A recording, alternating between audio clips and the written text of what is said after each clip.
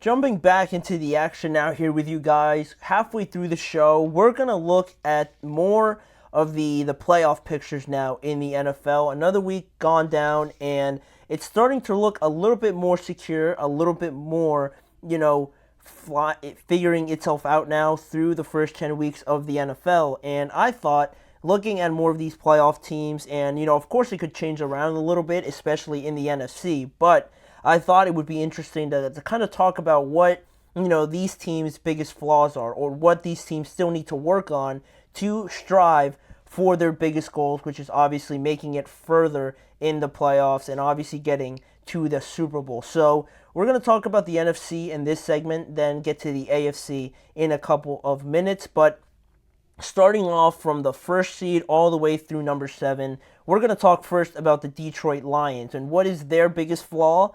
It's honestly really hard to determine. I truly struggled finding something that I thought like blatantly the Lions needed to work on. But to me, to pick something out, I figured it was going to be the secondary. Their DBs, Kirby Joseph, Brian Branch, they're very good. They've garnered a lot of the attention, a lot of the praise, especially with the interceptions by Kirby Joseph and just the overall play by Brian Branch. I've sang their praises already enough. But the cornerbacks specifically, Carlton Davis, Terrion Arnold, Amik Robertson, I'm not saying they're bad or they're blatantly bad, but they're good enough, they're solid, but the Lions right now rank 28th in passing yards allowed at about 244 yards per game, and they can't change too much of it right now. The trade deadline is obviously past us, but it's something that I think if we're gonna pick a flaw, it's gonna have to be the secondary, just because you have young players playing there, and they're not like shut down immediate guys that you think top 5 corners in the NFL. You name one of these guys for Terrion Arnold and like Ennis Rakestraw and Amik Robertson or something like that. Maybe they could eventually get there, but right now they're not like shut down island sort of guys. So that's really the one thing I could pick from. And Zadarius Smith, I'm sure, is going to help a lot with that. That's why they brought him in. But for right now, I would have to say the secondary, because everything else is kind of hard to label as a flaw. So that's the Lions. Then moving down to the number 2 seed now, the Philadelphia Eagles. And their biggest flaw to me is their game planning, their decision making that comes with some of the big moments, some of the regularity of some of the game plan during the games, because I think Nick Sirianni has been one that has been pointed to as not being a bad thing about this team just in general, but I think in some moments, as the head coach, there's going to be big points in the game where you decide to go for 3, or you go for it on 4th down, or you decide maybe to go for it just in general, and it doesn't work out. You give up field position, things like that, or usually things like that, play calling and whatnot, and all that sort of thing. Nick Sirianni has been pointed to as being, a little bit untrustworthy in that regard. So whether or not, that comes back to bite them, maybe they're too aggressive in some moments, I think that is something to watch out for this team, because everything else, they're playing great defense now. Their pass rush is looking good. On offense, it looks like they're getting it together just because all the talent that they have. But similarly, down that path as well of decision making, Jalen Hurts, whether or not he makes the right decisions on throws, he's on time with some of his throws. Some interceptions, you look at it and you're just left scratching your head as to why, Jalen threw that pass anyway. So, the decision making that comes with Nick Sirianni, the game management in some of the biggest moments, and also Jalen Hurts included in there are what's really worrying me about this Eagles team. And also with that game plan sort of idea, incorporating Saquon a lot more. I feel like there's too many times in games where I'm asking, where's Saquon at? Or I haven't seen Saquon touch the ball in a while. I feel like with him and Derek, I'm always left desiring more. Derrick Henry, that is. So I feel like he's not used enough for how talented he is. So how they use him a lot more and stick with him is something I'm a little bit worried about with the Eagles. So that's their biggest flaw.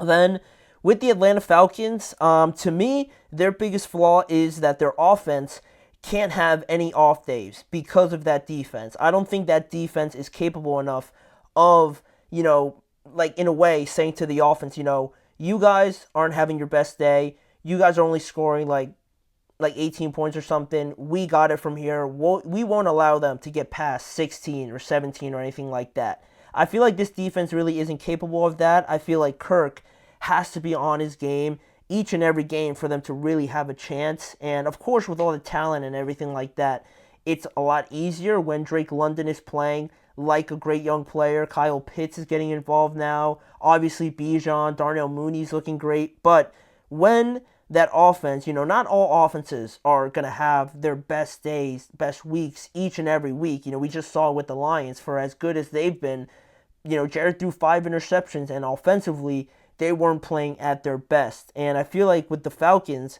they're prone to not having their best day on offense quite a bit. And I feel like that's where, the defense kind of isn't really capable of stepping up to the plate and completely shutting down a team. Their defense still is a little bit weak at pass rusher. Outside of AJ Terrell and I'm forgetting the name, Jesse Bates and Justin Simmons, outside of that, all the other guys don't really fill you with a lot of confidence that they're going to step up and make plays and things like that. So, you look at some of the bad games that they have on offense against Seattle and this past week against the Saints. It wasn't great offensively, and they lost both of those games. They got blown out at home by the Seahawks, and they just lost to a 2-7 Saints team. So that's where I have my doubts about this Falcons team. If they're able to keep up this offensive performance and score like 28 points a game, then they don't really have to worry about it, kind of like the Ravens. But I feel like they're not capable of doing that just yet, and it could bite them when we get into these closer games. But moving on to another team similarly to the Falcons, the Arizona Cardinals. It's in a way, Kyler's playing phenomenally right now, but sometimes when he's not on or he makes a mistake or two, it feels like he also has to play, blemish free for the defense, for the rest of the team to kind of go at a very high level. And that's just, I feel like, a lot of pressure on the offense where, some guys love the pressure. Some guys are just going to have that pressure, right? Like Patrick, like Josh, like Lamar, right? But I feel like still, even when you look at all those guys, it has to be complementary. They can't just carry it week in and week out, at least not all the way to the Super Bowl, right? Once we get into the playoffs, they're going to face better defenses. The game planning is going to be better. The game's going to slow down, be more physical and things like that. It has to be complementary, and I think right now it's kind of lacking for the Arizona Cardinals in some spots with their defense. Even though it's played pretty well recently, I think that over the long haul of this season, there's been a couple moments where I would have liked to have seen them step up a little bit more, and they've been ravaged with injuries as well. But I feel like right now that's the biggest thing for the Cardinals, just finding more of that stability and getting some more help to Kyler and that offensive side of the ball is really their biggest issue for me. Then, getting into the wild card teams here, we look at the Minnesota Vikings, currently in 5th place right now in the playoffs, and to me, their biggest flaw is not being able to finish games, finish drives, and that is so frustrating for this Vikings team that started off so well, with Sam Darnold playing great, the running game playing great, their defense being shut down. It's kind of slowed down a little bit. It's been stuttering over the last couple weeks. And other than the Jaguars game too, they've been giving up sacks a couple times here, more often than not. Sam Darnold has been sacked at least 3 times over the last 4 games. And, injuries to Christian Darrisaw are massive, but the stalling of the offense really is something that worries me, and there's too many of those sacks, killing drives. There's too many turnovers by Sam Darnold recently as well, and there's too much settling for field goals too. I think in the game against the Rams, they struggled in the red zone to score touchdowns. There was also the first half against the Colts where they couldn't finish off drives and they just settled for field goals. They missed a couple field goals too in that game as well. And against the Jaguars, just field goals too. So being able to finish drives with the talent that they have, I think it's pivotal for them. They have to take advantage of Jefferson, Aaron Jones, TJ Hawkinson, Jordan Addison, all these guys. They're too good to just be settling for 3 points. So that's where I think my biggest flaw for them is. Then we have the Washington Commanders. I just think they need more weapons around Jaden Daniels. Terry McLaurin's awesome. Their running game has looked very good, but Brian Robinson has missed some time with injuries. But if you look at most of the NFC teams, just in general, you look at the Lions, Amon-Ra St. Brown, Sam Laporta, David Montgomery, Jahmyr Gibbs, Jamison Williams. They have a lot of weapons. Then the Eagles, I could rattle off all of their players, basically. Then the Green Bay Packers, they have at like 4 wide receivers they could go to. Also the 49ers with Debo, Christian, George, all these guys playing.